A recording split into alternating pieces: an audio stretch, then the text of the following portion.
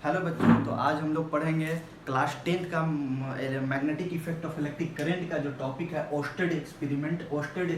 Ousted साहब एक scientist थे, you know very well that. तो ये क्या बताएं कि अगर एक वायर रखा जाए, ठीक है, एक वायर रखा जाए, ये एक्सपेरिमेंट किए थे। अगर एक वायर रखा जाए और उससे करंट पास किया जाए, ठीक है, और उसके बगल में एक मैनीनर कॉम्पास रखा हुआ था, ठीक है, कॉम्पास रखा हुआ था, तो उसे देखा गया कि ये बहुत फ्रीली सस्पेंडेड होता है। इसका जो नीडल होता है बहुत फ्रीली सस्पेंडेड होता है, तो इसमें करंट पास करवाया गया। तो ठीक है, तो ये कॉम्पास का जो नीडल है कुछ एंगल पर डिफ्लेक्ट हो गया। अगर ये एंगल यहाँ पर था, ये एंगल यहाँ पर था, तो ये एंगल यहाँ आ गया, ठीक है, ये एंगल यहाँ आ गया, ऐसे हो गया, ठीक है, ये एंगल ऐसे हो गया।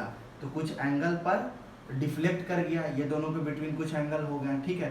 तो कुछ एंगल पर अगर करंट और बढ़ा दिया गया तो फिर और देखा गया कि ये जो एंगल और एंगल बढ़ जा रहा है, ठीक है, और एंगल बढ़ जा रहा है, ठीक है, तो और एंगल बढ़ गया, ठीक है, और एंगल बढ़ जा रहा, और कम किया गया तो कम किया जा रहा। तो इससे हमें क्या पता चला कि deflection in the needle directly proportional है current flowing in the conductor के, ठीक है। तो ये क्या है, ये यहाँ से यहाँ तक है, ठीक है, current,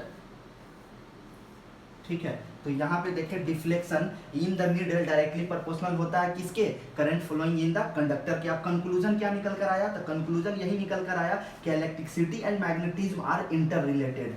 electricity and magnetism are interrelated. अब इससे एक और पता चल रहा है कि थीटा है डायरेक्टली प्रोपोर्शनल करंट के, थीटा होता है डायरेक्टली प्रोपोर्शनल करंट के। तो ठीक है, तो ये ओस्टेड साहब ने एक्सपेरिमेंट किया था, तो ये समझ गए होंगे आप लोग, स्क्रीनशॉट ले ले चले।